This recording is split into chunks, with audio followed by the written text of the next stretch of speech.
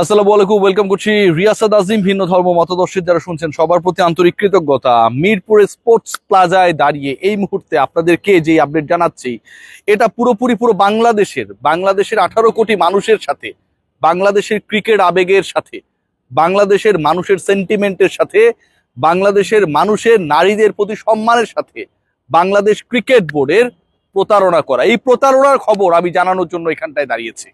এই প্রতারণার খবর জানানোর জন্য যখন খোঁজ করছিলাম, তখন আমার সাথে আমার অন্তত 50 জন সাংবাদিক ভাই, সিনিয়র জুনিয়র সবাই ছিলেন এবং সবাই আমরা আপডেটেড হয়েছি বাংলাদেশ ক্রিকেট বোর্ড কত বড় মিথ্যাবাদিতা, কত বড় প্রতারণা করেছে বাংলাদেশের মানুষের সাথে নারী ক্রিকেটারদের সুরক্ষার ইস্যুতে।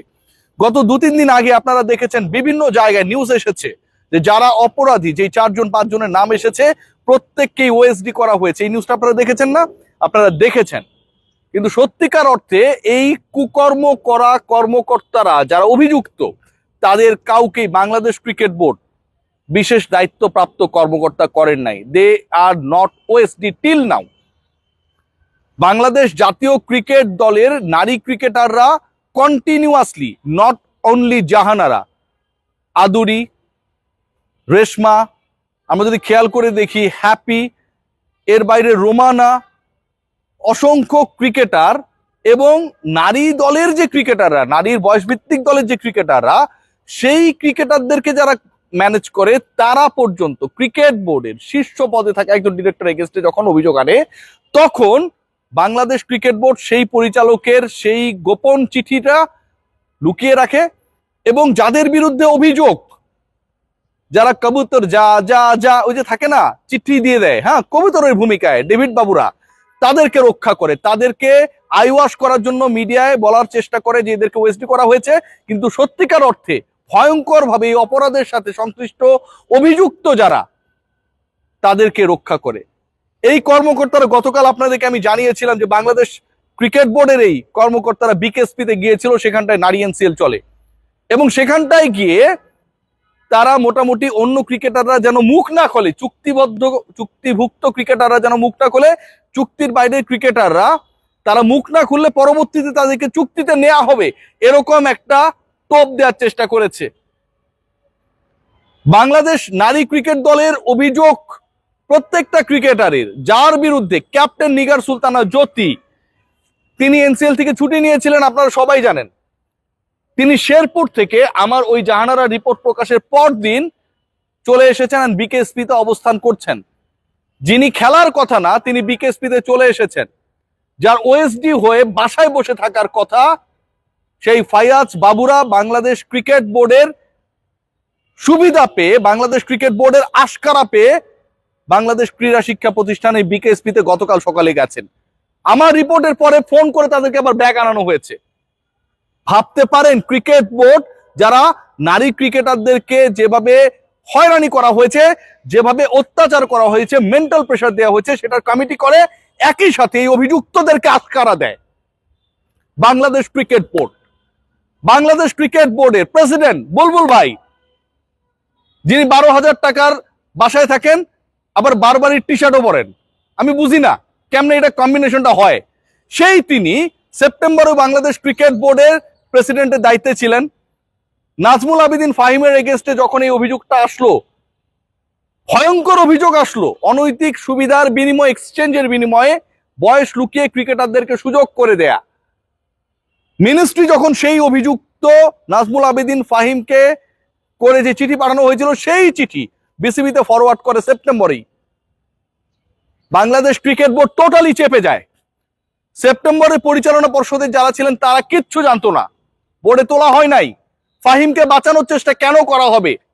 তিনি যদি ভালো মানুষ হন, I respect, I pay my salute, but এই যে বাঁচানোর চেষ্টা, চিঠি গোপন করার চেষ্টা, বোর্ড অফ ডিরেক্টরস যারা আগে ছিল তারা জানে না, রাইট নাও ক্রিকেট বোর্ডের যে 25 জন ডিরেক্টর রয়েছেন তারাও কেউ জানে না।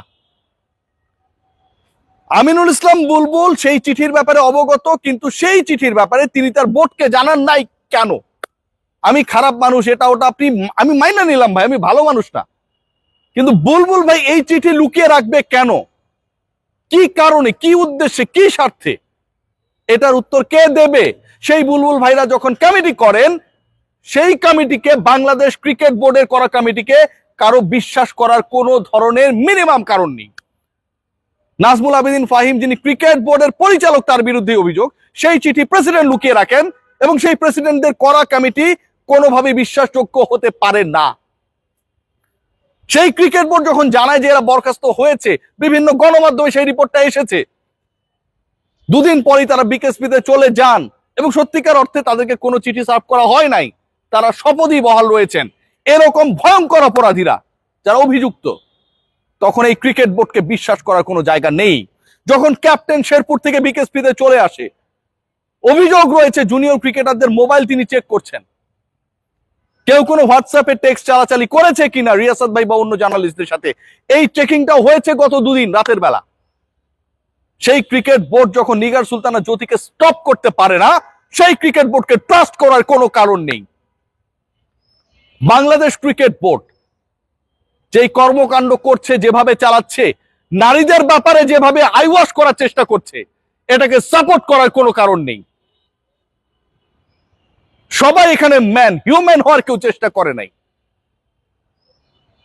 জাহানারা, রোমানা, হ্যাপি, প্রত্যেকটা ক্রিকেটার, টুম্পা, এক এক করে এক একটা ইন্ডিভিজুয়াল যখন এই অভিযোগগুলো দেয়, সরকারের কাছে পর্যন্ত যখন নালিশ যায়, ঠিক তখন বাংলাদেশ ক্রিকেট বোর্ডের এই রোলের কারণটা কি? টপে যিনি রয়েছেন তারও কি সমস্যা রয়েছে? সেই সন্দেহ যদি আমি করি, এটাতে খুব বেশি অন্যায় হবে? হবে না।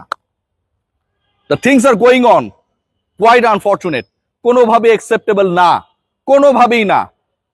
ওএসডির কথা বলে কর্মকর্তাদের বহাল রাখা, সেই কর্মকর্তাদের বিকেএসপিতে পাঠানো, তাদের আবার যখন রিপোর্ট করি ফোন করে ঢাকায় ব্যাক করানো, ক্যাপ্টেনকে আশকারা দেওয়া, পরিচালকের বিরুদ্ধে অভিযোগ, সেই অভিযোগের চিঠি লুকিয়ে রাখা, বোর্ড অফ ডিরেক্টরসদের রাইট রয়েছে তারা পর্যন্ত না জানা। এই ঘটনাগুলো যেভাবে ঘটেছে, এই ঘটনার সুষ্ঠু তদন্ত এবং বিচার হওয়া প্রয়োজন। এবং এই ঘটনার প্রেক্ষিতে অবশ্যই অবশ্যই যে কমিটি করা হবে, সেই কমিটি বিসিবি দ্বারা গৃহীত, বাস্তবায়িত কমিটি অ্যাকসেপ্টেবল না, কোনো এন্ডেই না। We want justice for our female cricketers. সবাই ভালো থাকবেন। কোনোদিনও ক্ষমা করবো না। আমি তহিদ ভাইকে না কোনোদিন ক্ষমা করবো, আমি মঞ্জু ভাইকে কোনোদিন ক্ষমা করবো না। এসে আমার কাছে আসলো, এসে আমার হাত, আমার শোল্ডারে হাত দিয়ে আমার মাথার কাছে মুখ নিয়ে বলতেছে, তোর পিরিয়ডের আজকে কয়দিন চলতেছে? তো আমার পিরিয়ড না, ডেট টাইমিং না, কয়দিন চলতেছে এটা ডিরেক্ট জানতে চাচ্ছে, কারণ তার কাছে অলরেডি ইনফরমেশন আছে। এতদিন পিরিয়ড থাকে নাকি কারোর? আর পিরিয়ড শেষ হলে বলিস, আমার দিকটাও তো দেখতে হবে তো, তাই না? আমি যখন ডাকবো চলে আসিস। কি করতেছে? আমার পা চলতেছে না, আমি ওইখানে যে আমি কি আনসার করবো এই লোকটাকে? এই লিস্টে রিজিও সুরাইয়া পাওয়া আছে, এই লিস্টে আমার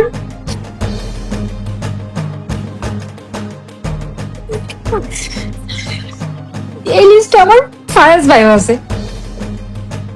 এরা পুরো আমার ক্যারিয়ারটা সব ধ্বংস করে দিবে।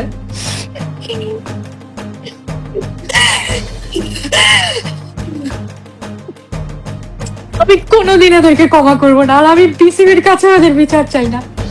আমি আমার আল্লাহর কাছে এদের বিচার দিয়েছি, আল্লাহকে বলছি আমার চোখের সামনে এদের বিচার দেখাবেন।